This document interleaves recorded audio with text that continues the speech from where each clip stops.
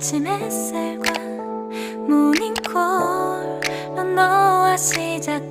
दोस्तों, good afternoon. कैसे हैं? आशा करती हूँ स्वस्थ होंगे, मस्त होंगे और मैं भी ठीक हूँ। छोटों को ढेर सारा प्यार और बड़ों को प्रणाम। आज है सातों का त्यौहार। अभी मैं जा रही हूँ अपने पड़ोस में। बने रहना मेरे साथ वीडियो के लास्ट तक। वीडियो अच्छी लगी तो लाइक शेयर कमेंट और सब्सक्राइब करना ना भूलें। मिलती हूँ थोड़ी देर में। यहाँ पे पहरेदार बैठा है। क्या हुआ? नहीं आने देगा अंदर? अंदर नहीं आने दे रहा। काटने आ रहे हैं। हाँ, क्योंकि कान पे लगी ना तभी। अच्छा,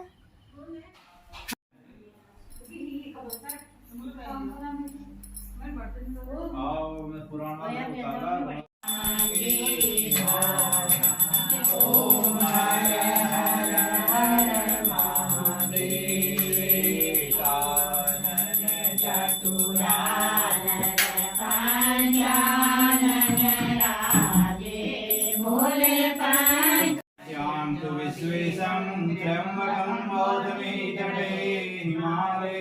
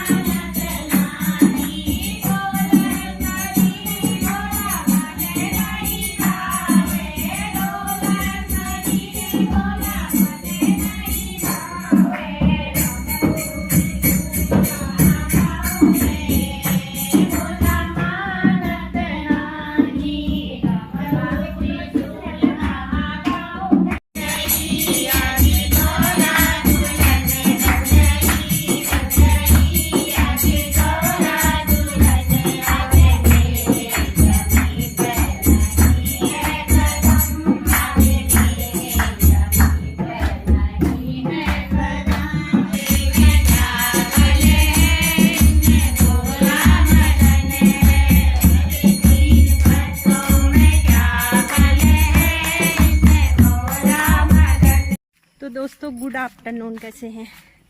अभी हम लोग जा रहे हैं आठू की पूजा में। मेरे साथ वाले तो निकल गए, मुझे छोड़ के चले गए पीछे से। अभी मैं जा रही हूँ उनके घर पे। शायद सब लोग आ गए हैं। बने रहना मेरे साथ वीडियो के लास्ट तक।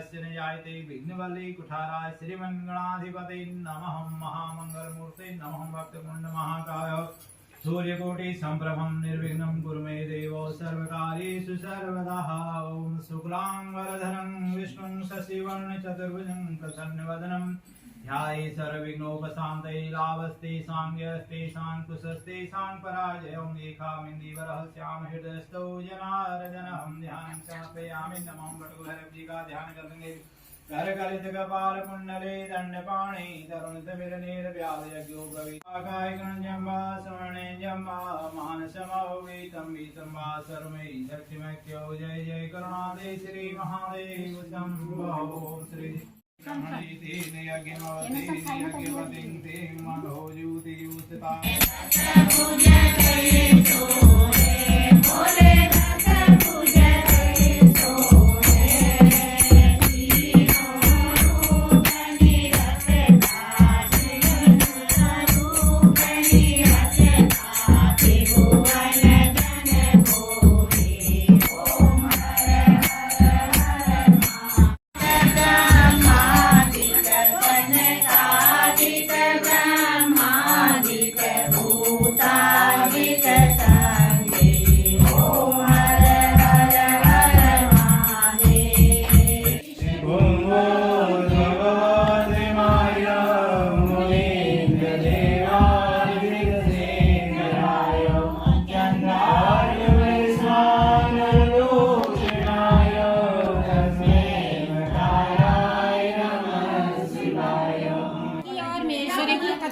किला करी जाए यो युग युग बा आई छे आजे के ना यो सत्युग त्रेता से आगे बा तू लोग ले दिन छी जल को आगो पंच नाम देवों की जय उत्तराखंड देवों की जय ये गौरा महेश्वर किला मनाई जे यो बहुत युग युग बा आई छे आजे के ना जब गंगा आया जब पृथ्वी बढ़ी जब आकाश में जब रचना भे तब ये गौरा ले प्रकट भे सात गंगा पार बा आई छे यो लोग ने बहुत कष्ट हो गो छी ये निवारण लीजी ये गौरी पूजन करी जा ओसी तो बहुत बहुत व्रत छन एक कोई उदुन में एक व्रत यो ले छी बल कोई बलो ठीक है करावल हो पहाड़ का पहाड़ों की हां सात रानी छी बल भोजपुरी पीछे यो भड़े भी नहीं और शैली में घाट नाम ब्राह्मण से वो घाट ना था घाट एक नाम से ब्राह्मण था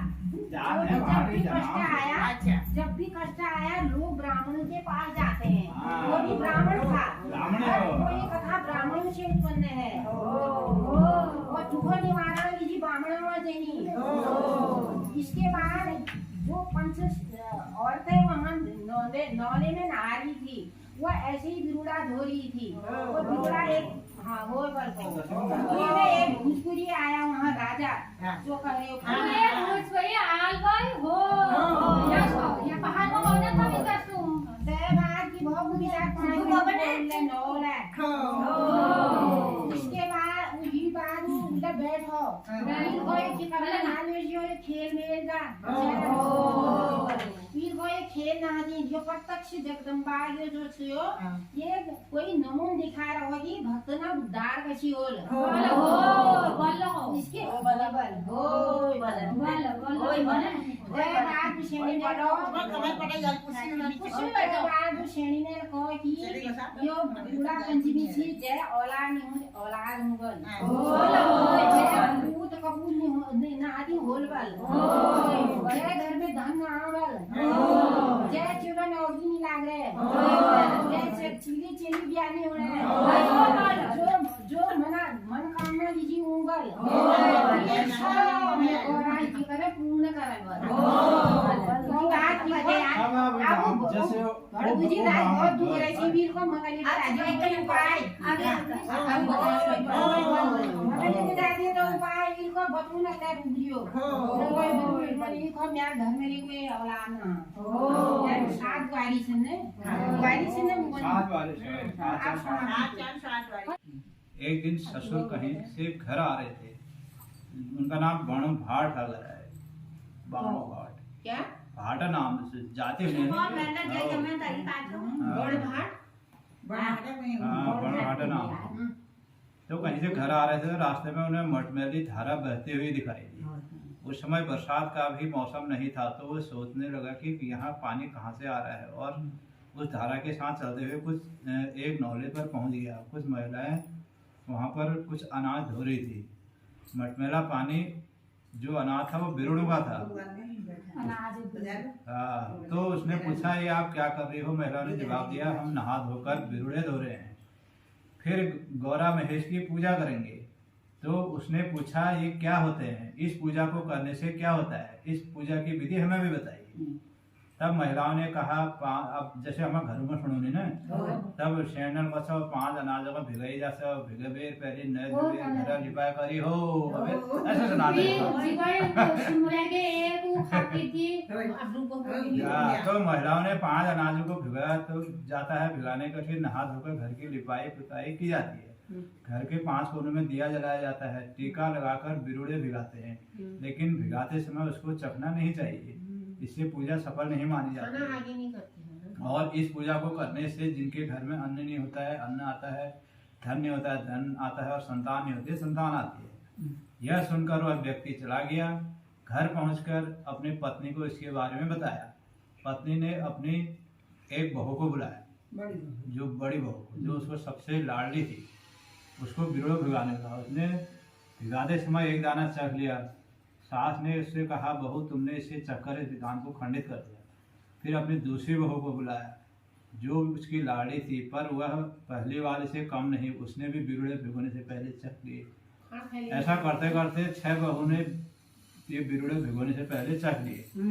ऐसा करते करते सास ने 6 बहू को बोला कि सभी ने भिगोने से पहले बिरुड़े चख लिए।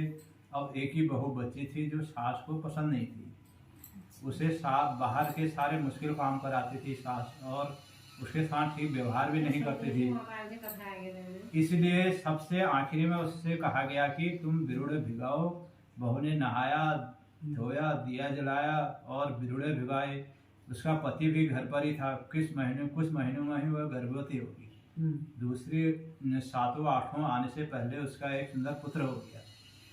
अब घर में संतान तो थी, पर उस बहू की थी जिस सास पसंद नहीं करती थी। सास ने अपने पति से कहा कि बड़ी मुश्किलों के बाद घर में संतान आई है, तो पंडित से इसका विचार तो करना ही पड़ेगा। पति ने कहा ठीक है, तो मैं पंडित जी के पास जाऊंगा। इस बीच सास खुद पंडित को जाकर पैसे देकर आई और बोली जब मेरा पति आपसे बच्चे के बारे में बात करने आएगा तो आप बोलना यह संतान धन परिवार और अन्य घर सुख समृद्धि के लिए ठीक नहीं है। पंडित भी मान गया, उसने भी घूस खा ली। फिर कुछ दिन बाद फिर 7वां 8वां आने वाली थी। सास ने बहू को कहा बहू मुझे खबर मिली है कि तेरे मायके में तेरे पिता की मृत्यु हो गई है, तेरी माँ शोक में है, तुझे वहां जाना चाहिए। छल कर देगा। हाँ, बच्चे की फिक्र में मत कर, मैं इसका ध्यान रखूंगी और तू अकेले जा। बहू रोती बिलखती अपने मायके पहुंची। जिस दिन वह पहुंची उस दिन 8वां था, 8वां पर्व। तो मायके में पूजा चल रही थी। उसको देखकर उसकी माँ ने पूछा बेटी तेरा कुछ दिन पहले पुत्र हुआ है और आज पर्व का भी दिन है, तो यहाँ क्या कर रही है? बेटी ने माँ को पूरी कहानी बताई। माँ ने कहा बेटी मुझे कुछ ठीक नहीं लग रहा है, तेरे पुत्र को कुछ हो सकता है, किसी ने तेरे साथ कोई साजिश करी है, तू वापस जा। और उसको माँ ने सरसों दे दिए, पीले सरसों। तू वापस जा, जहाँ जहाँ से जाएगी ये सरसों को रास्ते में डालते हुए जाना। अगर ये सरसों जमकर हरे हो गए तो समझना तेरा पुत्र जिंदा है। इसी बीच सास अपने पति को पंडित के पास जाने को कहती है और पंडित वही सब बातें वहाँ बोलता है जो सास ने बोलने को कहा होता है। पंडित वही बातें उससे बोलता है जो सास ने कहा होता है। हताश ससुर घर लौटता है और बताता है कि इस घर में एक ही संतान है, वो भी अपशकुनी है। तो सास को इसका मौका का फायदा उठाकर वो बोलने लगती है ये सब किस्मत की बात है, अब हमारे पास एक ही रास्ता है इस बच्चे को मारने का। वह बच्चे को ले जाकर पास ही के पानी से भरे नौले में गिरा आती है। सास बच्चे की माँ रोती हुई पीछे पसंद वाले हैं। बच्चे की माँ रोती हुई पीछे सरसों फेंकती हुई आ रही थी। जैसा कि उसकी माँ ने कहा था, सरसों भी हरा होता जा रहा था। चलते चलते वह उसी नौले पर पहुंची जहाँ उसका बेटा फेंका था। वह नौले पर रुकी दूध में सनी अपनी छाती को धोने लगी तो बच्चे ने माँ के देखकर पूछा, बहू ये बच्चा तो मैंने मरने के लिए फेंक दिया था, तुझे कहाँ से मिला? बहू बोली, सासू माँ आपकी करनी का फल आपको मिलेगा, मेरी करनी का मुझे। मैं हमेशा लोगों की भलाई करती हूँ, किसी की बच्चा रोता हुआ देखो उसे चुप कराती हूँ और किसी के जानवर खुल जाते हैं तो उन्हें बांध देती हूँ, किसी का अनाज बाहर भीग रहा होता है मैं उसे बचा देती हूँ और इसीलिए आज मेरे कर्मों का फल मुझे मिला है। तो सास बोलती है, सही कहा बहू, मैंने भी किसी का भला नहीं किया, किसी का बच्चा रोता था मैं उसे और मारती थी, किसी के जानवर बंधे होते थे मैं उसे खोल देती थी और अनाज सूख रहा होता था मैं उसमें पानी डाल आती थी। ये सब कर्मों का फल है, इसीलिए 7-8 का पर्व किया जाता है इसका।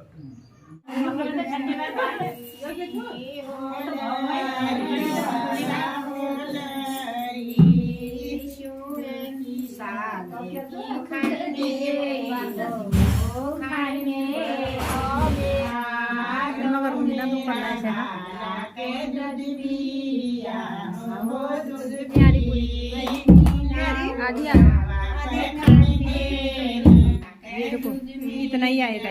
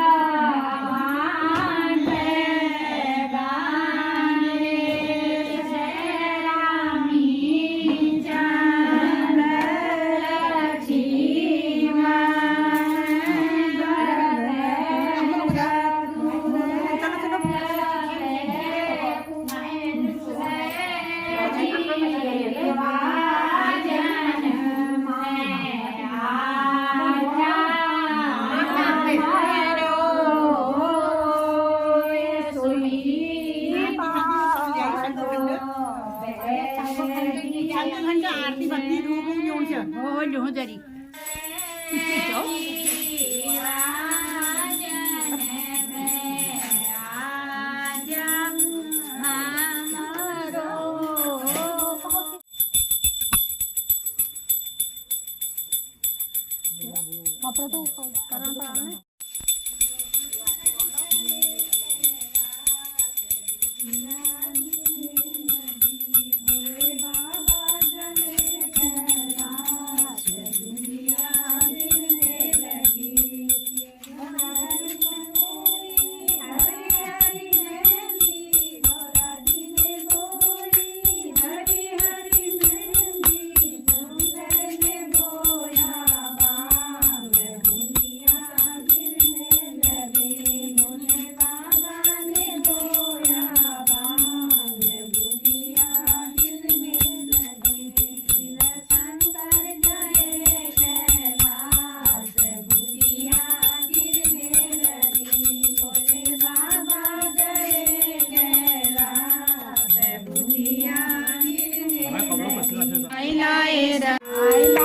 हारो जागती को महनाया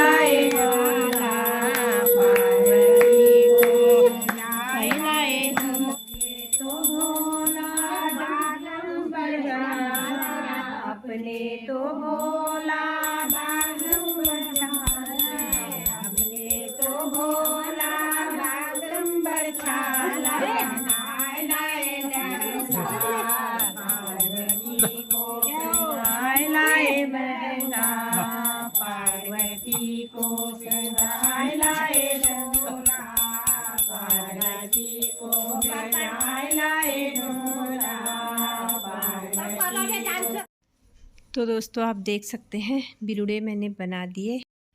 हेलो गाइज, हम लोग पहुंच गए अपने घर गौरा पूजन करके।